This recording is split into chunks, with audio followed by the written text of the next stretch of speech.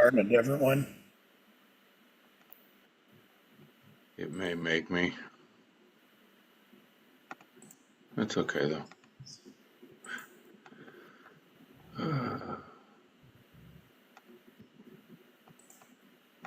There's one live right there. Oh, I see myself looking up into space. That's you right there. And then it threw on some weird stuff, so it's doing some strange. There we go. Yeah, that's pretty trippy. I see myself like, I see where it says Chris. Oh, there you are. Yeah. Because we're it's like a 20-second delay, so it does all kinds of Right. weird things. How you doing, brother? Good. How you doing, brother? Man, I Welcome to Regarding Texas Freemasonry. regarding Texas Freemasonry, it is great. I'm happy to be here. I had um well, you were over yesterday, so you kind of saw what was going on. Family in from out of town and family from in town over and all that. So we got that done. I'm dragging a little bit, but man, excited to be here. I hope some of the other brothers show up. If they do, great. I was reading today, and this is the coolest thing, man. And I kind of wanted to share this with you real quick because I just thought it Yeah. was so great. Um, just on the lookout for just news. Always hunting for the Freemasonry news, right? And there was this coolest thing. I gotta find it again because I accidentally.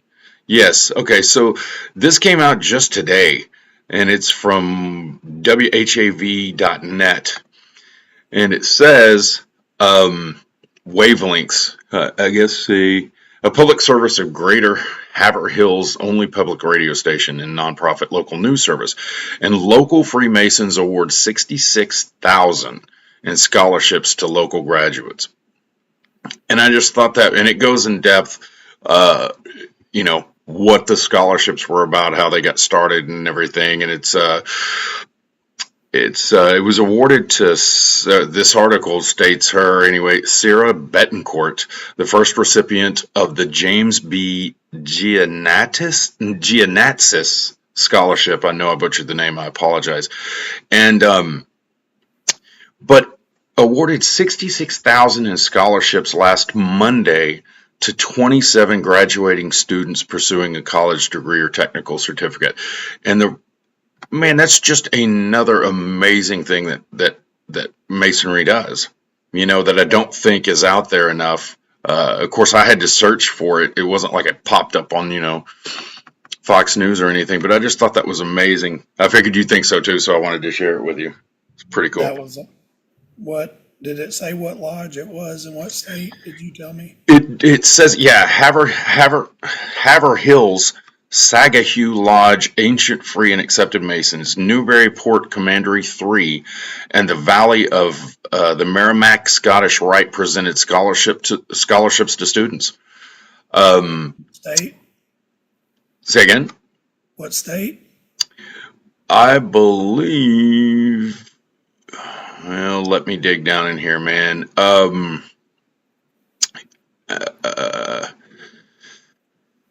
Newburyport. Hold on a second. Springfield College. These are the colleges that they're going to. University of South Carolina. I am so sorry, man. I should have had this better together, but I just thought the overall thing was. I'd have to search for that wherever the heck they are. Pretty amazing stuff. Yeah, definitely. Pretty amazing stuff. Wherever Haverhill is, I'll have to look.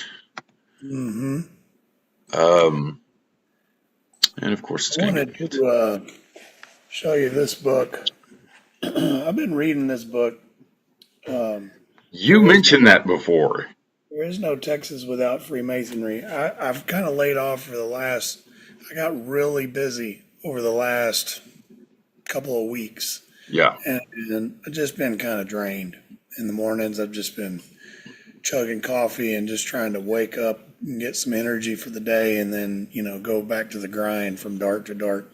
But today, I woke up a little bit more rested because I didn't work yesterday. Right. And anyway, I read some this morning out of this book, which is why I came up with the topic today of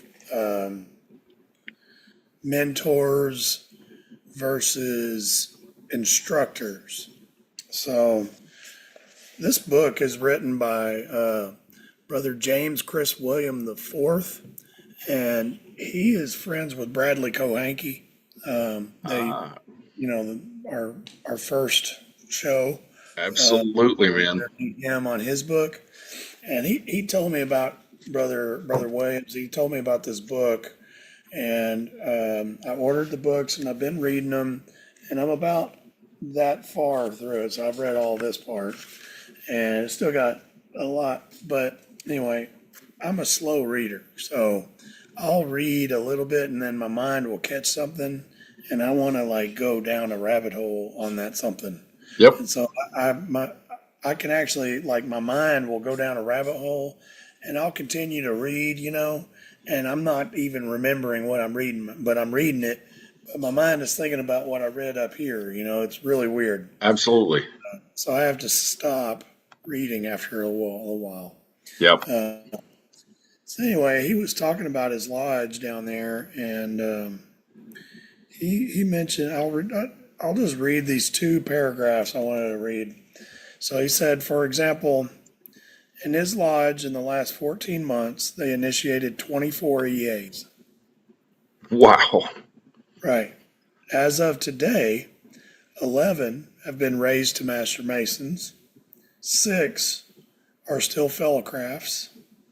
3 of these are getting raised within the next 2 weeks. 6 are EAs, and 1, it appears they lost. Yeah. I will tell you that each has an instructor and a separate mentor.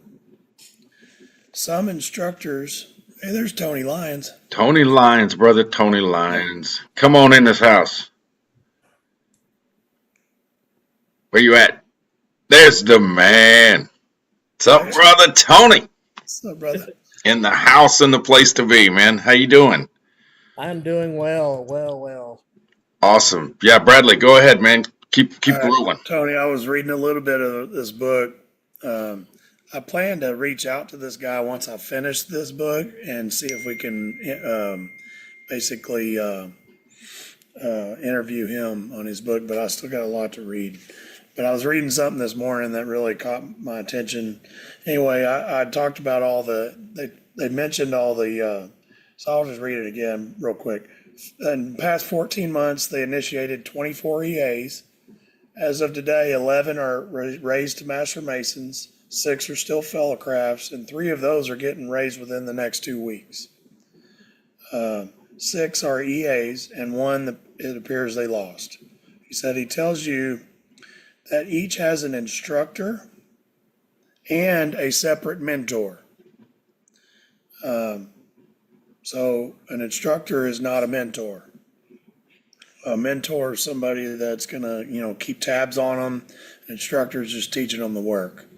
Kind And of good cop and bad cop, if you will. right, yeah. So some instructors teach more than one student, and some mentors mentor more than one brother. But none have the same mentor and instructor. Does he explain why that is? I mean, does he? I know what Tony said. It makes sense to me, but does he go into depth explaining why that does that? So he says there are 18 brothers involved in the instructing or mentoring. Out of the 18, there are 13 that have esoteric certificates. And I do not say all of this to make a big deal about my lodge because other lodges are also working this process successfully, but it illustrates what a success this can be. Holding on to a brother means a hands-on approach. He must have an instructor and a mentor, both of whom are dedicated to doing it right. The lodge should monitor his progress closely and not allow him to fall through the cracks. And I think that's what it is like the mentors really, so the It's people the that one that keeps pushing you to keep meeting your instructor, keep working towards it. I know it's tough, but call him in 3 more hours, call him, work with him for just 10 more minutes. They're the cheerleader that keeps it going. yes, Well, what's amazing about that is Brad, you and I, right? I mean, my experience of coming up and through the degrees and everything, because really you were both for me. yeah, You had to be, yeah, you know. yeah, yeah, we don't have a lot.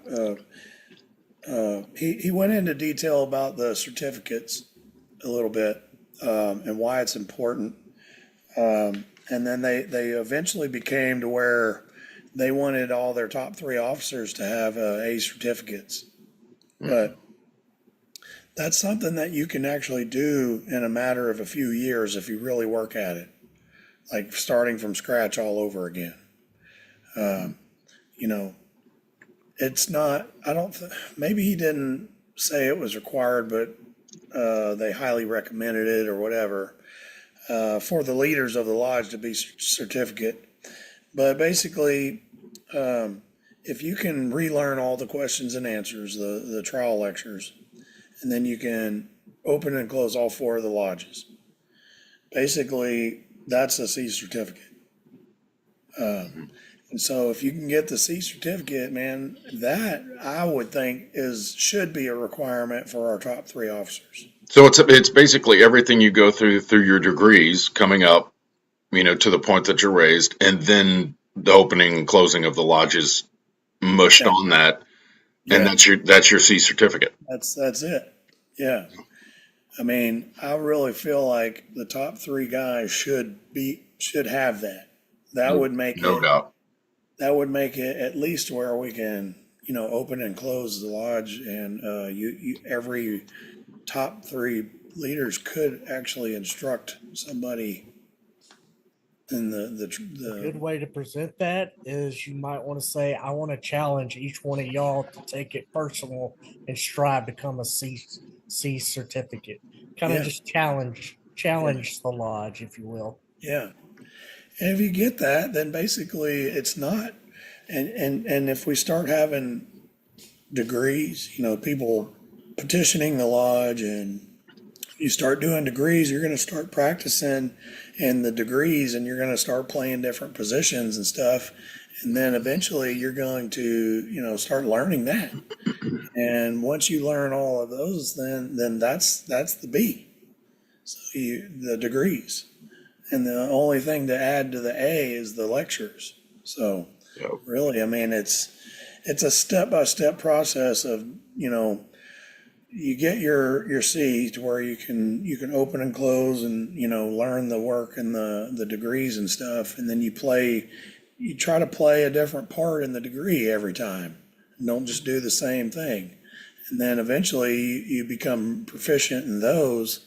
I mean, if you're if you're initiating 24 EAs in a year in 14 months, I mean, you're gonna learn the stuff. You know what I mean? Yeah, How absolutely. long has it been since our lodge has even had a petition? It's been a minute. It's been a while. It's been a Yeah, while. It's been a long while. And the thing about it is that It's we've been we've talked since about this. 22. Yeah, I mean I remember it. Which is odd to go. I remember the one. But um, no, I think what you're bringing up is important because I know after I went through the degrees and got to was raised. The thing is if you're not on it, if it's out of sight, out of mind, it goes. God, it goes. I mean, it yeah, just slips away. And if you're not getting the petitions and you're not constantly doing that in lodge as part of a meeting, then it goes even quicker because you're yeah, not constantly being around that material and being fed that material. I think also what you said something earlier about the instructor versus the mentor is, I think maybe taking ownership on all of us, taking a bit of ownership for those roles to keep that alive just in our own heads. Because even though I'm further down the trough, I'm a ways away from East. But if I've got to start now, if I want to be that proficient, have those certifications by the time I'm eligible. Does that make sense? Yeah. Yeah, that was my whole goal, was to have my first A certificate hanging on the wall while receiving it while I was a senior warden, Yep. having it hanging on the wall, so whenever I become the master, it's already on the wall, and I'm an A certificate. That was my push to go. I didn't know that I was going to be, the master this quick, of the lodge, but it is what it is. Surprise. Yeah. No, that's awesome, man. I mean, I'm excited for you, and I think the other thing about it is when you have those three positions and they are that proficient, um, the three positions are mentors as well, Yeah. right? I mean, they're there to inspire me to reach that level, Yeah. and it just never ends. And I think I think we've got a lot of work to do. Let me just put it like that. Um, Man, I think I was listening.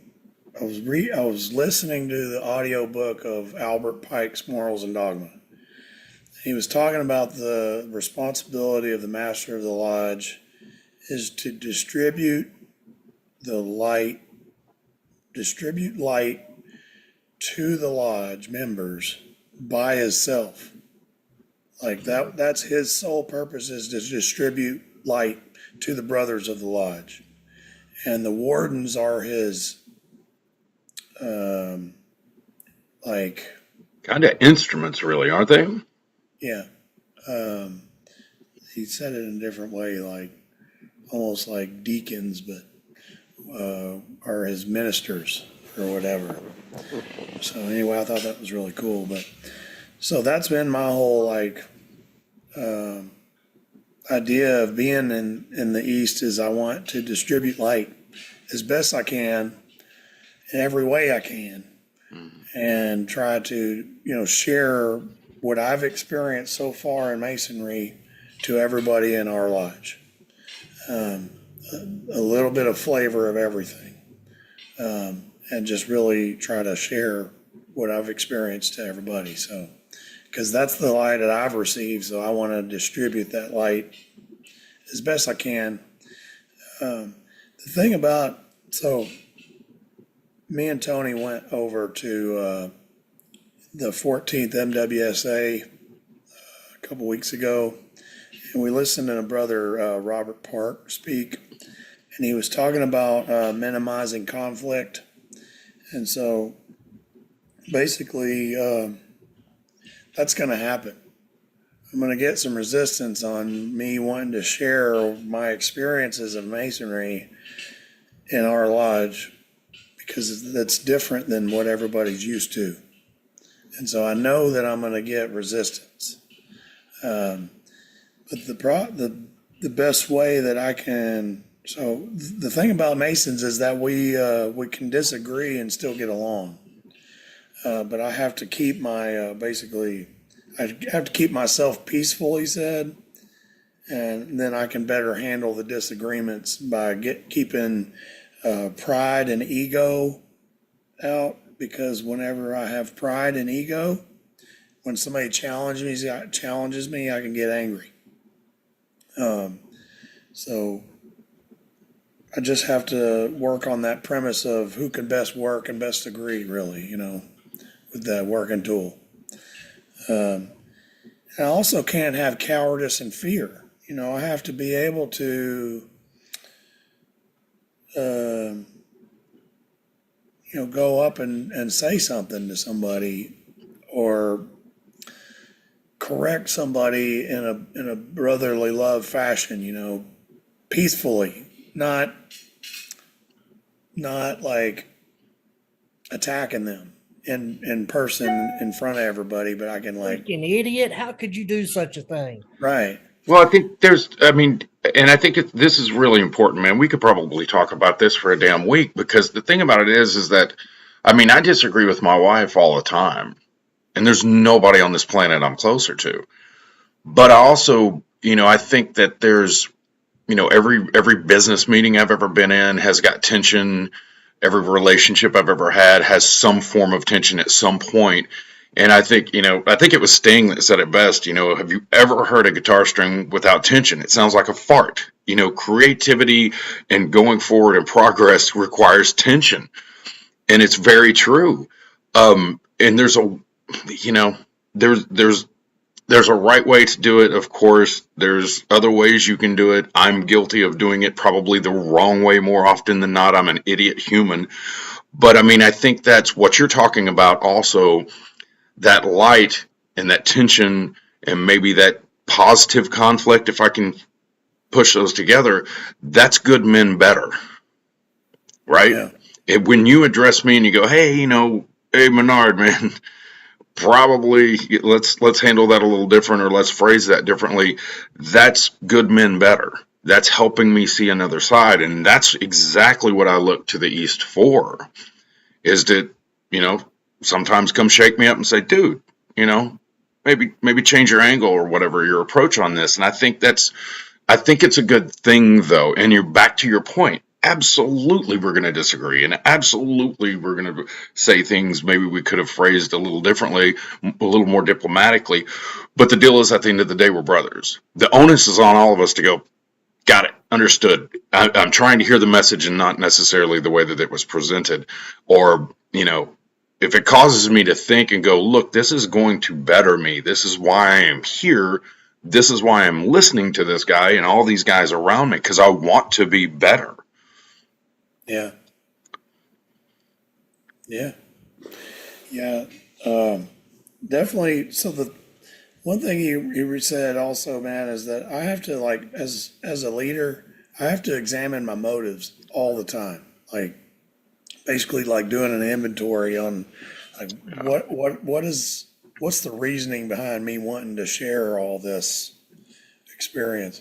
And the reason that I really want to share everything is because I want our lodge to be successful and growing. We're in a really rapidly growing town here, and I feel like we could have a rapidly growing lodge as well if we create some buzz and excitement about what we got going on inside there, Sure. without having to advertise. Yeah. Yeah. I mean, it's people have got to know that we're here. I think we talked about this last week. You got to know we're here to even petition at all. Yeah, yeah, yeah, So how do you do that? yeah. I think it's exactly what you're saying is how to do it. It's not really. I think we try and difficult it up and make it a little bit more mysterious than what it is. It's just being out. Yeah, It's that. yeah. I mean, and another thing he was talking about, there was a couple other points I wrote down, and then I'll explain like a little story he talked about. Basically, he said this is a volunteer organization, right? So in a volunteer organization, our motives of why we're doing this is internal, and everybody's is different. Some people want to do it for the brotherhood or friendship or whatever. Some people want to do it for the charity and, to give back. But it's all inclusive, like everything can work all together. We just have to figure out a way, and by communicating, because miscommunication leads to a lot of problems, man. You know, so he went on to talk about this story, right? So there was like this Golden Trowel Award or something like that, and everybody was wearing suits, and they were going to give this brother a Golden Trowel Award, and one of the brothers was wearing blue jeans and a blazer, And there was one brother who walked over, he saw him, and he was kind of perturbed by why he was wearing like blue jeans and everybody else was wearing a suit. And he walked over to him in front of everybody and said, he goes, "Man, I can't believe you would wear jeans and without no tie or anything and just a blazer to this prestigious award that we're giving this brother." And walks away, and like the guy's like, "What the heck, like what happened there?" And he starts talking to his buddies who heard that, and he's like, "Man, do you believe what he just did to me? And what's going on?" And they start like bickering, and it creates like a little clique over here. And then the guy goes over and sits with his friends, and they're talking about all that. So he asks like, "Who's wrong here?" But basically, everybody is wrong in that situation. The dude was wrong for how he went up and talked to him in front of everybody. He could have pulled him aside and explained it, and he could have asked him, "Why are you coming at me like this?" But basically, you didn't have all the details of the whole story because for whatever reason, the guy was upset, and he, went off on the guy in front of everybody. So anyway, it talked about,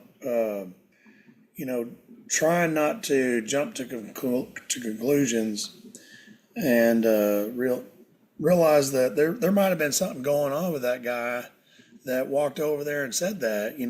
He may have had a bad day or something or whatever, or maybe he had put out a memo that said, "Hey, let's all wear suits with slacks and everything." So I don't know. I thought it was an interesting Well, story. it's just real quick on that point.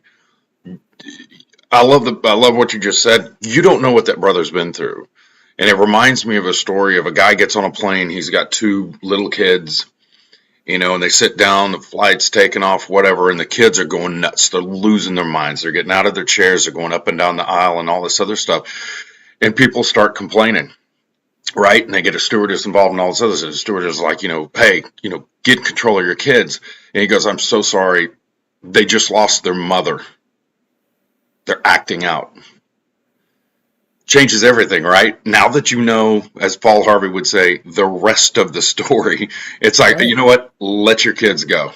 Yeah, Just dude. let them do what they want. And I think that's it. I think it's real easy to get caught. I know it is for me in my own world and what I think people understand or should seem obvious to them. So I get bummed, Yeah, man. you know. And Yeah, when I really need just more understanding and good communication, to your yeah, point. yeah. And it's so the very next day at work, I was actually having a pretty good day at work. I was working kind of late. It was like 9 o'clock, and I show up to a people's house. Now I didn't know the story about what was going on with how this call was set up. Like the dispatch was supposed to set up the call for that day, and they ended up setting it for the next day. And then I show up, and they're like, "Yeah, I'm glad you were able to come out tonight. There was a miscommunication or something, and we needed somebody to come out tonight and fix it." And they had set it for tomorrow, and then we called and was like, "Hey, is somebody coming?" And they rescheduled it and got me there.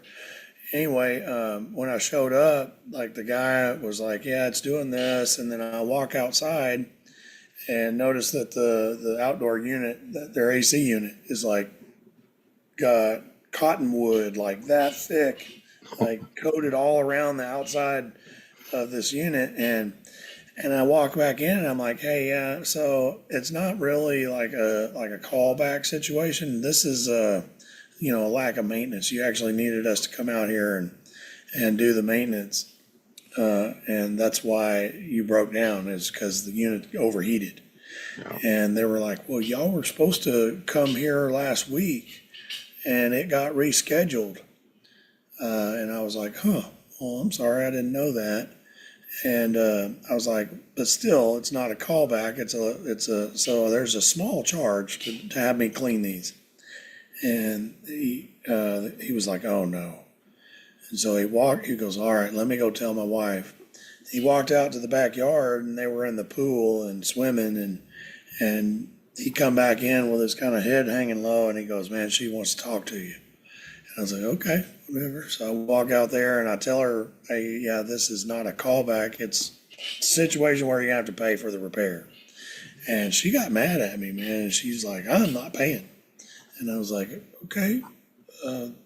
She just got really upset with me, and she kept asking me all these questions. She said, "Well, y'all, we're supposed to be out here." And sorry, I know this doesn't have a whole lot to do with masonry, but It's all good. the situation, I'm going to get to the point here. So basically, I was like, "Okay, look, I can see you're upset. I'm going to go wash these units. I'm not going to charge you. I'm just going to take care of you. Okay, it's not a big deal, but typically, like, this is something we charge for." And anyway, so I washed the thing off, and I got a little upset. Like, I was upset. She was upset. I was upset the way she was talking to me, because I was trying to be. It was 9 o'clock at night. Like, I was trying to help him, and she was just kind of going off on me. Anyway, her husband come over there and was like, "Hey, he goes, you may have had a hard day too, but her day was more hard than yours was. Or harder than yours was. Like, she had a problem at work where they had a workforce reduction or something like that." And I was like, "Yeah, I'm sorry. It's all right. Don't worry about it." And so anyway, I didn't know all the details but I got upset. Like, I got upset, and like, I was kind of like, "Look, okay, fine. I'm just going to watch it, like, no big deal. I'm going to walk away now." Like, okay. Like, and she just kept going off and kept cutting me off, not letting me speak, and it made me mad. Anyway, that's the same thing that he was talking about. Like, I didn't know all the details of the story. I got upset, but we made it work. So. Yeah. Yeah, it's important, man, and it's hard as hell for me to remind myself that there's somebody else on the other end of whatever situation that probably I'm blessed. They probably had a way worse day than I did. I mean, most of my days are pretty dang good, right? And so, but it's hard for me sometimes to step outside of myself and realize or just even give them that benefit. And I think that's evolution. That's good men becoming better. I'm getting better at it, however slowly, dang it. Yeah. But it's tough, It's Yeah. rough. Tony's always cool. Tony's always nice, so he doesn't even understand any of this stuff we're talking about.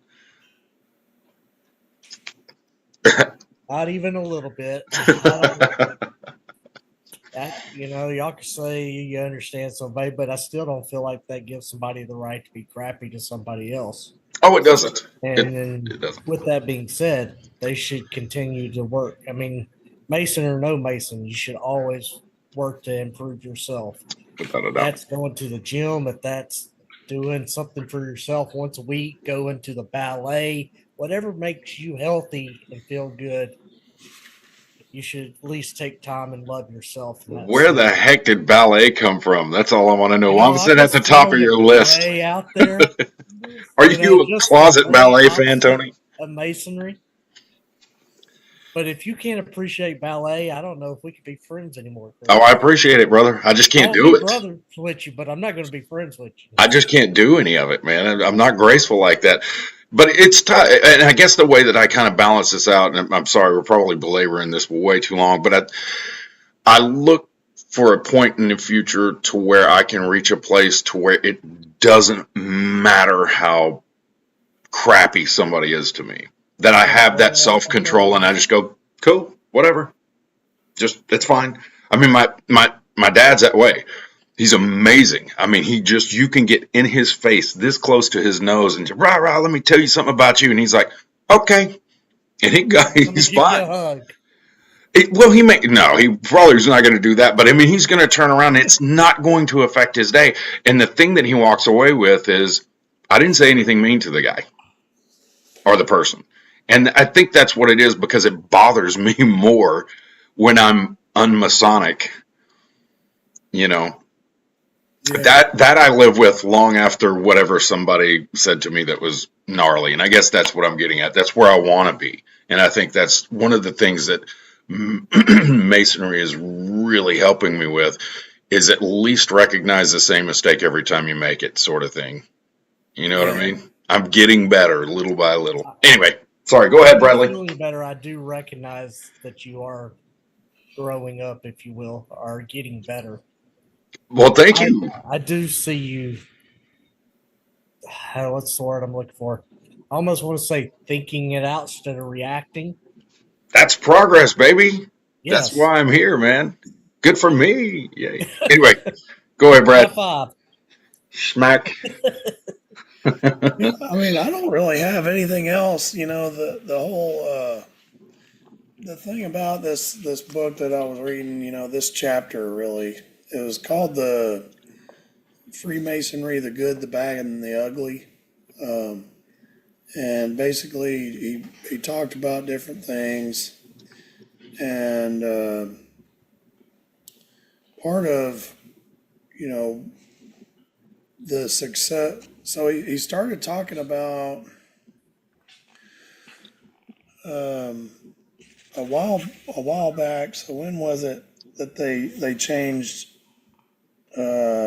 and started allowing us to do business in the EA Lodge? Um, Now, what is this? I'm not sure I'm following where you are so far. so whenever we do a stated meeting, we're allowed to open in an EA Lodge. It's not always been like that. That's actually something pretty new. Oh, you mean as opposed to opening and then calling down? No, doing business period in an EA Lodge. Oh, wow. That's Okay. actually something that's still pretty fairly new. Like Gotcha. it's not always been able to do that. It's always been Master Mason Lodge up to a certain time. Um, so I don't remember what he told me, if he said um, when it happened. Um, but anyway, basically he was talking about that, um, the good and the bad about it. So a lot of the old timers. So the way it used to be is you become an EA, you can't go sit in your business in a stated meeting like at all, um, or call meetings or anything like that. You can go to EA degrees and things like that, and you can help cook and you can help do things in the kitchen, but you can never go and do the business. And so they changed that law and allowed EAs and fellow crafts to come in and do the business. And a lot of people were against it. A lot of people were for it. Some people were kind of on the fence, really. And what he was talking about is like there was a guy that was against it. He was talking to him about it, and basically he was saying with the very next year they looked at the statistics of it, and the statistics hasn't changed. That hadn't changed overall over the whole state of Texas.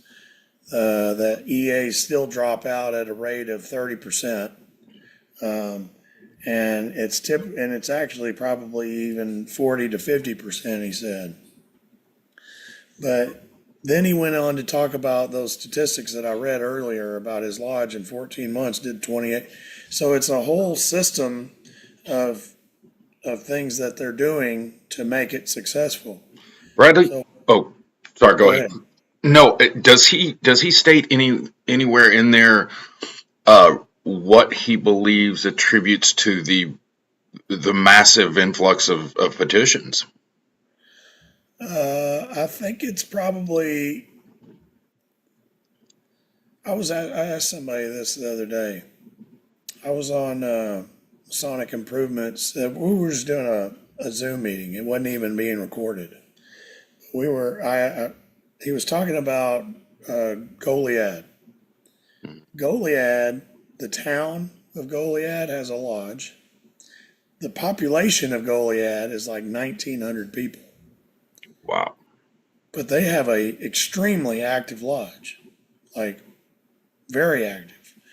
And anyway, he was talking about it and talking about all the things that they do, and he actually spent a bunch of money in building, fixing the lodge up and everything and all that stuff. But anyway, I lost my point. I derailed you. I'm sorry, dude. I apologize. Basically, it's a whole system. Like everybody has to work together. Like if you're because the lodge is not really the building. The lodge is us, man. We are the lodge. And if we're working together to become brothers and, hang out with each other's families and do things together, and we become like a big unit. And people see that. And like you said, just being out. And so that was one of the big points that I wanted to do, is try to get through the business really quickly at Lodge so we can have a little bit of education and then close it and go hang out somewhere out in public, whether we go to the local watering hole or we hang out down the parking lot or whatever we do. Go out. We could go out to a restaurant and just hang out there or whatever, wherever we go. But I feel like we need to do that a whole lot more often, just us brothers. And then also make it a point to do it once a month with our families as well. And I feel like we will grow together exponentially just by being together and being out. We were out at the 4th of July thing, and there was people asking us about Masonry out there. There was like 4 or 5,000 people out there, and there were several people asking me about Masonry. One guy, I gave him my card, but he never did call me. But he's got a lot of family that are Masons, and he lives here, and he's not a Mason. And so we'll probably be seeing him. We can help. We know a guy. We can help, man. Yeah. Come eat, So, hang out. anyway, it's a whole system, like I was saying, and it kind of starts with starting to get everybody getting certificates. Get at least a C. Statewide, there's less than 1% that have A, B's, and C's altogether. Less than 1% of the Masons even have a C certificate combined. A, B's, and C's. Less than 1%. It's discipline, man. It's discipline and a time commitment. And I think that's it's work. Yeah. But it's work that you're investing in yourself. Yeah. That's truly what it comes down to. So if you look at it as just straight work for the sake of just being work and busy work, you're looking at it, I think you're doing a disservice to yourself, because when you realize that you're actually investing in yourself by doing it, then the paradigm shifts, right? You're like, I can't wait to do this. I want to do this because I'm going to be better. Yeah. And I think so. I think a lot of it's the way it's framed, because it's just like, go study, and go do this to get this thing. And maybe people don't really understand why they're getting it or what it's going to change in their lives to have it. Yeah. And I think that needs to be presented front and center, because that changes my motivation. Wait a minute, I'm getting something out of this. This is going to be amazing for me. Hell yeah, man. Sign me up. I'll do it. Yeah. And it's really not just learning the words, but actually learning what they even mean. What they mean and applying them. Yeah. That's the trick. That's the trick. Yeah. That's really all I got, man. It was just that was really the point I was trying to make, was like, the master of the lodge has to distribute the light that he's received, and it's his job to do that. It's not to sit up there with an iron scepter and rule. That's not the point. You should be the biggest servant of all once you're up there. Then, helping everybody come together is another part of it. And we all have to want it, because, like I was saying, it is a volunteer organization, and our motivation is internal in us. So we have to figure out what that is and what everybody's into, and delegate duties according to their talents, Mhm. Because When some you, people don't like to do the fundraiser stuff. man, you just hit on something so important, man. And I think that there are different pieces of this that mean different things and have different levels of importance to each one of us. Me, I'm on the study side. I'm on the esoteric side. I'm on the life lesson side. That's just all I want to focus on. The charitable piece of it's yet another piece, right? And that's a thing where you've got to have people that are they speak that language, that's their thing, and they're really good at doing that and putting it together and leading that direction. Whereas me, maybe not so much. I'll do it absolutely, and I'll put everything I can into it. But the stuff that really rocks me is kind of what we're talking about here. Just getting better, the study piece of it, and the examples here and the stories, and like what you just said, hey, this really changed the way that I look at things when this happens at work or that happens, or Tony goes, this one time I was doing this thing and whatever, and there's stuff to be learned. Everybody's got a lesson to share. Yeah. And so there are so many facets of masonry, and I think there's room for all of it, and we have people to spearhead all those efforts. Hmm. Yeah, it's good stuff, man. It's awesome. I can't believe it. I'm so glad I actually unplugged and got up from watching National Treasure to start our podcast, because I was jonesing, man. I was sitting there seeing square and compasses everywhere, all over the TV that have nothing to do with the story, but damn it, I don't care. I was like, let's go talk masonry, man. Podcast time. This is awesome. Yeah, I'm on call, and luckily I got off. Was able to like choke down a couple of like little slider things that my wife had, and then uh, you know help her get Riley settled in, and then plop down. And it was like 5 minutes, and I got to reboot my computer, and then it was like 8:45 right whenever everything came together. See, it all works out, man. It's all Yeah, meant to be. And Tony popped in for a second. I didn't think we were gonna have brother Tony, and we got Tony and his fish, and it's awesome. He's yeah. got us on mute, so we can't even hear his laughing. But no, good stuff, man. I love it. I love it. You have Let any me. final words, Tony? I kind of want to backtrack a little bit. Uh, Talk about mentors. Mentors after you each degree and stuff like that. But I also want to say you're a mentor, and then you need to mentor your, I think the right word's predecessor. No, the person under you, basically. We want to start mentoring the person under you, where they're working with the person under you, them, and so forth, to Mm, kind of tailor them to be the worshipful master or be, you know, we just don't want to throw somebody in that seat. We need to mentor or tailor where who's going to, I mean, we might skip a person or this person might be more fitting or whatever that might be, but we're all mentors in a sense. And I'm hoping me as one of y'all's past masters, I've somewhat been a mentor to y'all. I totally. try to take a back seat and try to just let you kind of learn as you go. But there's sometimes I feel like hopefully I put a good nugget out there, and that's my way of mentoring for y'all. Say I let you touch the fire Absolutely. a little bit, but I'm not going to let you burn yourself. No, it's The good counsel and the mentoring that I think each position we should be. If we have a new EA, there's nothing saying, wow, we see leadership in him. We want to help mentoring. Time he comes a master mason, he's going places. Brad's a prime example of that. hmm I mean, I saw it when I remember his EA degree. Like it was not quite yesterday, but the day before that.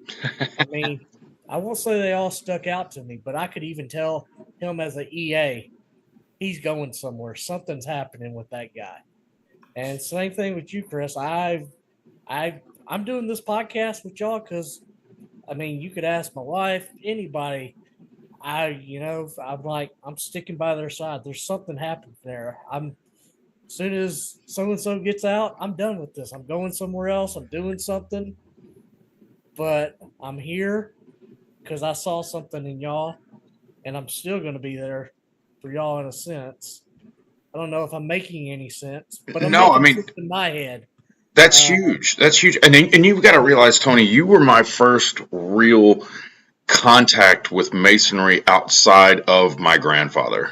And my grandfather passed when I was 19. And as you can see, it's been a minute since I've been 19, brother. But no, absolutely, man. I mean, my my meeting with you, that first meeting, uh, was huge. And you set the stage, right? I You was set the tone. I was so pumped after walking the lodge room with you, sharing with you.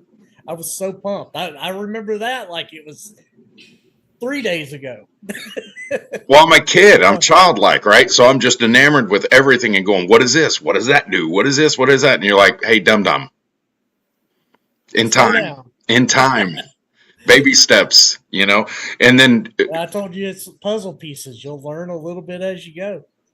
for life, Yes. not just through, EA, FC and the master stuff. And then when I really, got started in it, and Brad took me on under his wing, and it was just fast tracking, man. I mean, it Yeah. was like, here's information, stick this in your head and don't forget it. And I was like, this is incredible. And Well, once again, I guess where I was going with that, I so saw both you guys are potential in huge you mentors. and continue to stay in contact with you. And just, I mean, that's why I guess I saw potential in you even that day you walked in. And you and I have always stayed in contact, and we're still in Oh yeah, contact. And always will, brother. so, Always. I mean, that's mentoring in my mind to some degree. No, 100%, 100%. But it doesn't stop. It goes when you and I grab lunch, and I'm just like, hey, this thing happened, and you're like, okay, when we start talking about it and talk it out.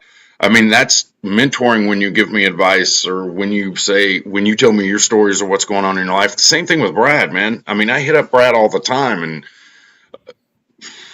we talk about heavy stuff sometimes, and a lot of times we don't. Yeah. Sometimes it's fart jokes. I'm not gonna lie to you, audience.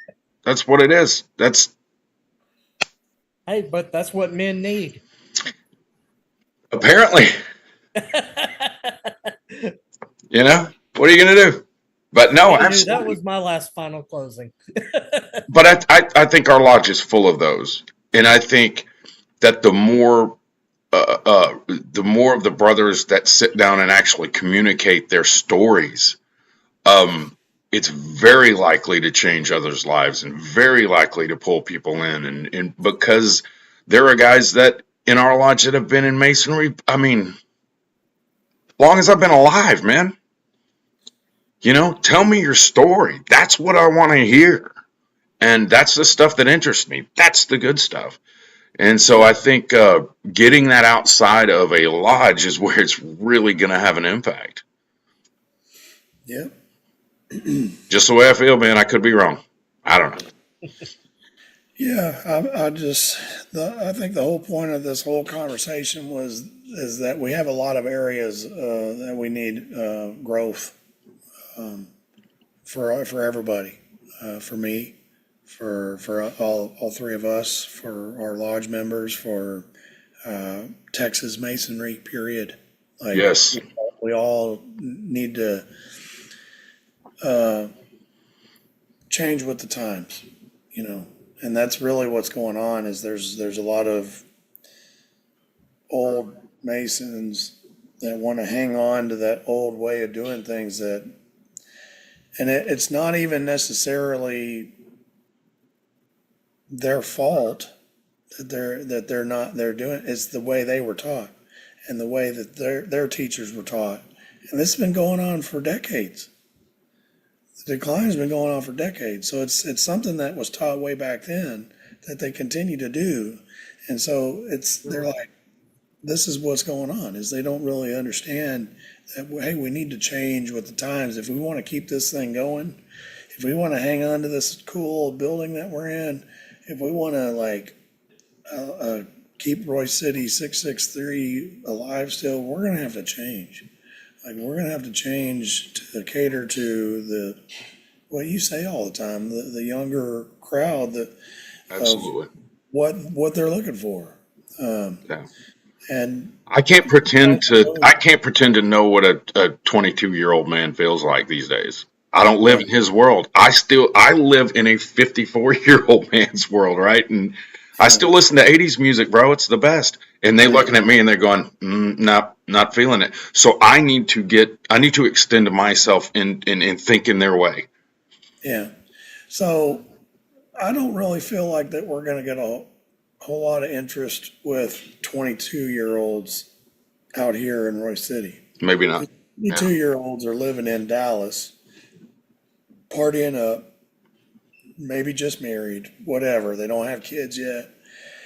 Royce City is a place that young families kind of move to when they're 30 and 40, you know. Yeah. So we could get a lot of 30 and 40-year-olds, but I don't feel like we're going to get a whole lot of 22-year-olds. Well, it probably a piss poor example, but okay, let's say 30.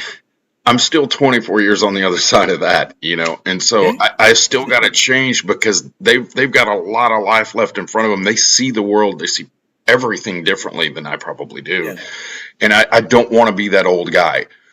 They yeah, goes, you stay off my lawn. You don't know how it used to be. Get out of here, man.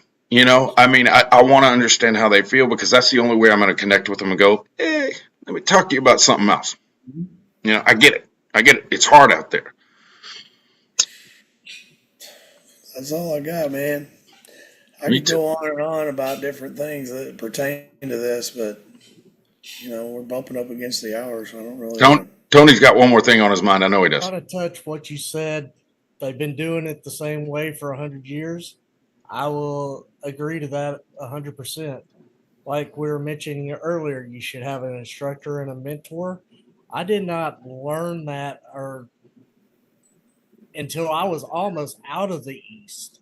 I mean Yeah. that when somebody I don't remember. I think it was when I went to the uh, uh, leadership 102, and they brung that up, and I was like, man, that makes so much sense.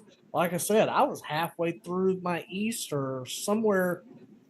It was when I went into the East or towards the end. That's the first I ever heard of that. And Yeah. so, yeah, I mean, Yeah, Good stuff, guys. our lodge is a prime example. We've been doing it this way for 100 years. We ain't going to change, but we can't be like that forever. yeah, And Well, and you might, and trying to stay on the positive side of things. I know we're trying to cut out right now, man, but I mean, there's always a chance that it may be received differently, and it may be received as a breath of fresh air if it's presented correctly, whatever it is. I don't know specifically, the specifics right, we're talking about, but again, it goes back to what we were talking about. I can say the same thing to you two different ways. One way you're going to cuss me out, the other way you're going to go, it's interesting. Let me think about that, or okay. And I think again, it's in the presentation of the change, whatever that change may be. Um, educating. I always say educate, educate. Absolutely, man. Absolutely. But, there's so much opportunity here. Our lodge is such a wonderful lodge. Masonry in Texas is amazing anyway. That's why we call it what we call it. Um, and it's worth fighting for and making sure that it works, whatever change that is, and whatever growing pains those are associated with that. Right. I believe it. All yeah. right, brothers. Well, I know you guys want to go. It's Friday night. Y'all want to go party? I'm going to grab a Well, another book and great go to Friday bed. night with y'all. Man, this is awesome. I look forward to getting together with y'all next week. Maybe get some other brothers on here and talk some more stuff. And Brad, you're the guy. You always kind of set the pace and the tone for our curriculum. So, man, thank you so much for all that you read and study on and deliver. And And I guess what we'll do is we will meet same bat time, same bat channel on regarding Texas Freemasonry. And we want to thank everybody that watches and everybody that's here live. Like and subscribe our show, man. Yeah, do that. That thing he Click the said, little do that. bell. Yeah. Get our notifications, man. Hey, you guys hang out for a minute when we close out. Yes, sir.